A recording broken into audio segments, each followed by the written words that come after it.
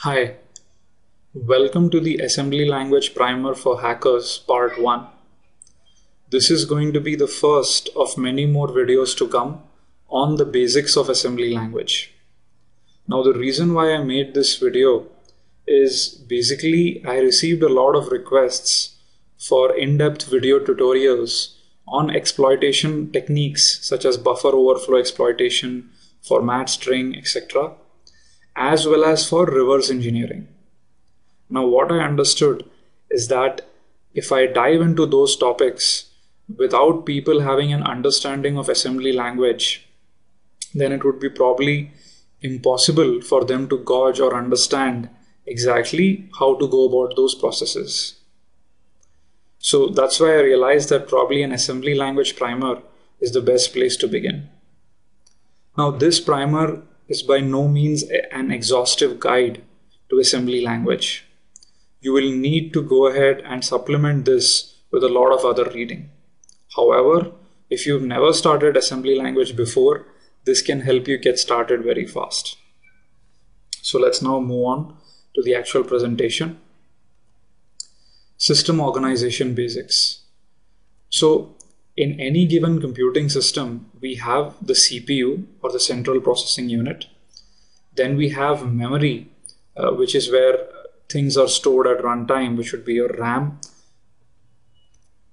And then we have input-output devices, which would be your keyboard, your monitor, your mouse, etc. Now, the way in which these three basic building blocks communicate is using the system bus.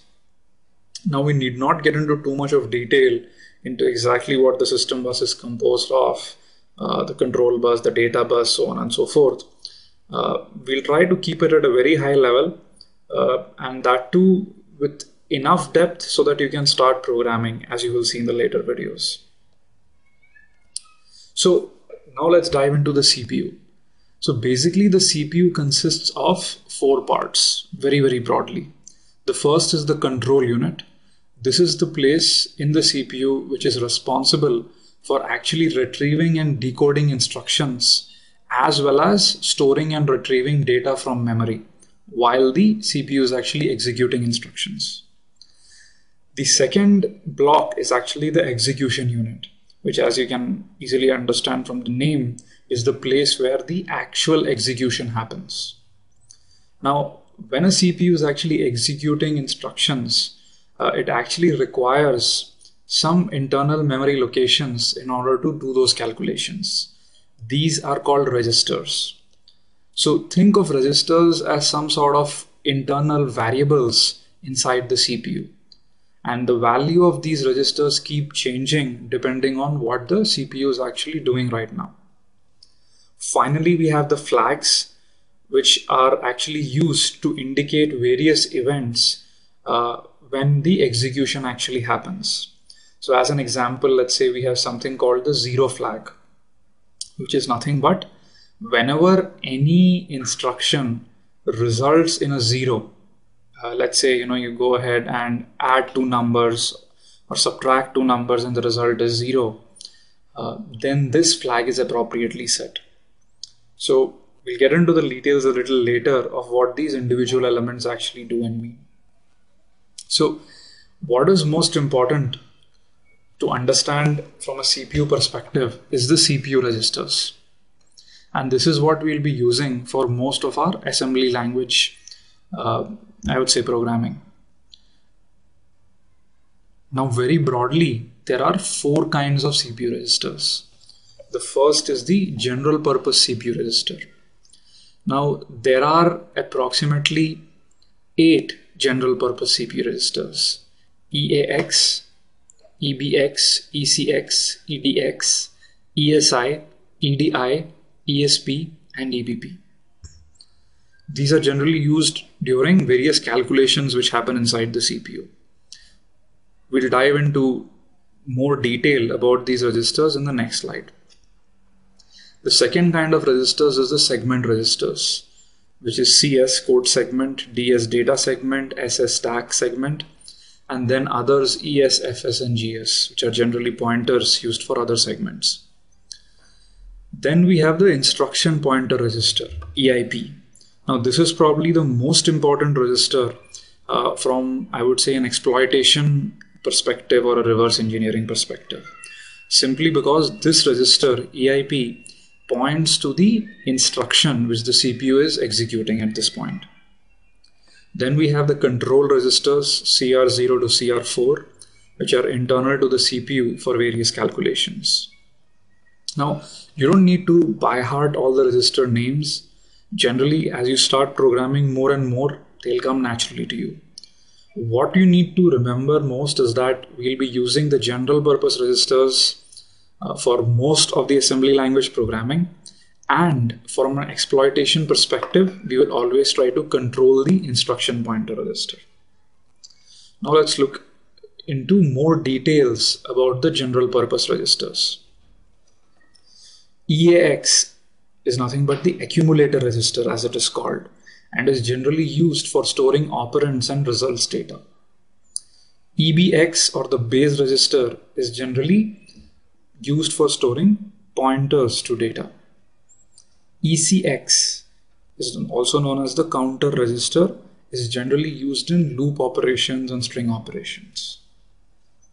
EDX is the data register. Generally, it's also used as an input-output pointer. ESI is more of the source index. DI is the destination index.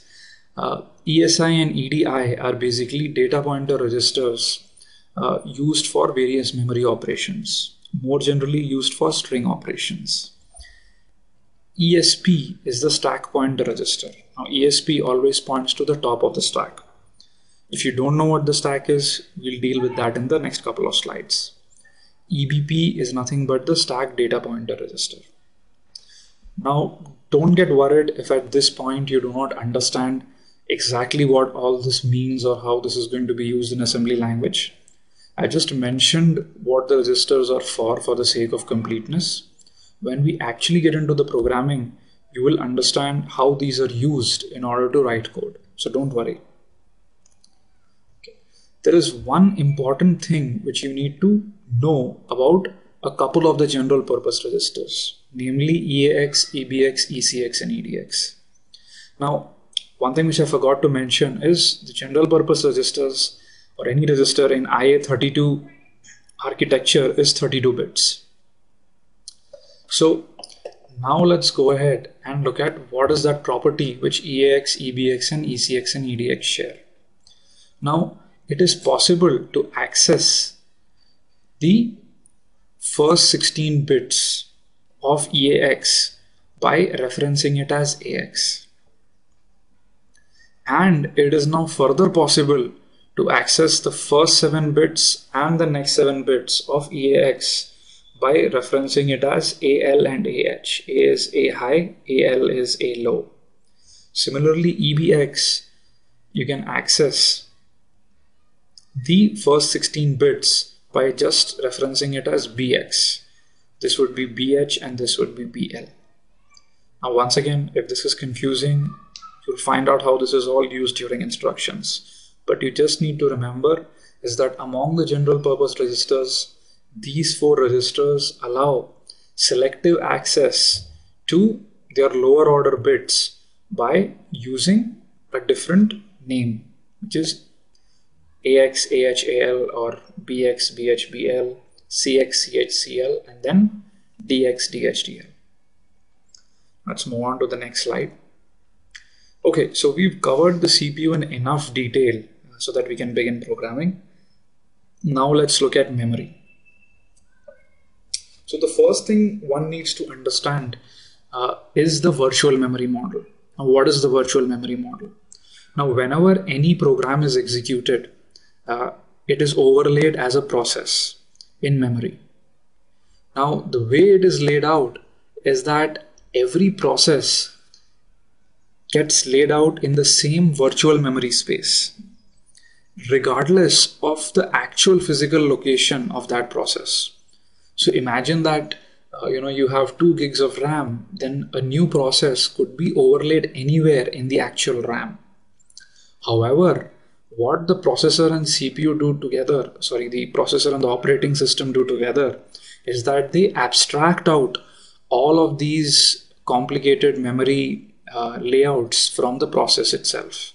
For the process, it almost feels as if the entire system is for itself, it's the only process, and it is running in the entire space.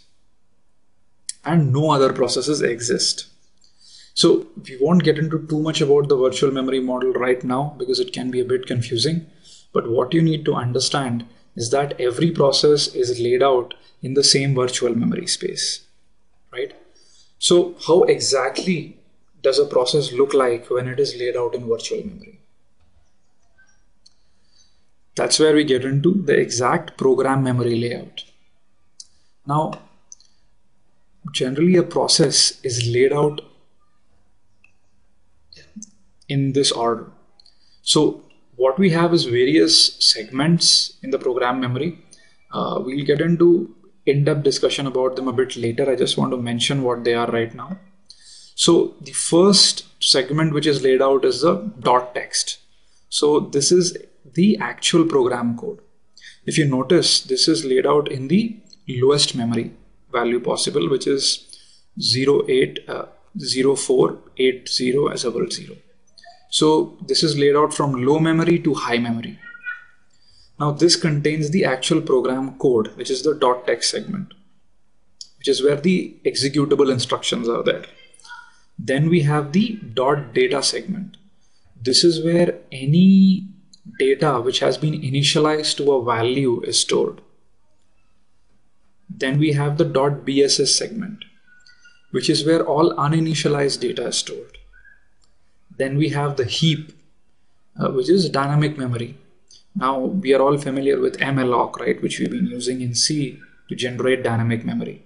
Whenever you call malloc, it returns a pointer to some memory in the virtual memory space, and this is where it is, the heap. Then you have a lot of unused memory, and then finally the stack. Now most generally the stack is used for storing arguments which are passed on to functions as well as local variables in functions. So as one can notice, the stack is actually laid out in the highest memory location possible, and thus the stack generally grows down the memory, which is from high memory to low memory. So I mean, you just need to understand many of these things for now, even if you don't just take them for granted. When we start programming, many of these things will be very, very clear. So do not worry if you're lost right now. So now let's look at the stack in more detail. This is a very important piece of the program memory. So a stack is a LIFO. What does that mean? It is basically a last in, first out data structure. So basically the stack, as we discussed in the last slide, is laid out from high memory to low memory, right? Which means the stack grows down the memory. And ESP, as we had seen previously, points to the top of the stack. Now a stack supports only two operations. The first operation is a push operation, which is actually pushing data into the stack. Now, as soon as we push a value, let's say A0, 20, 30, 40, all in hex, what one needs to do is update the stack pointer. So now ESP will point to the top of the stack, which is after the addition of the new value. And once again, when you're done with using that value and you want to remove it from the stack, you use the pop operation. Once the pop operation is used, the data is removed from the stack, and once again you need to go ahead and fix ESP to point to the top of the stack. So now you understand why a stack is called last in, first out. Anything which is put inside the stack is the first thing which will have to be removed from the stack in order to go further deep into the stack, right? Well, I think we've covered a lot of ground. So this is all you need to know about memory in order to get started. As and where we need more theory, we will dive deeper into it. Now let's actually go on to a live demo of examining memory, stack, registers, etc. using a very simple C program and GDB. So this will be covered in the next video. So I hope you like this video. If you have any comments, please go ahead and leave a feedback in the comment section just below the video. This will help me make better videos for you viewers of SecurityTube. Well, that's all for this video. Thank you.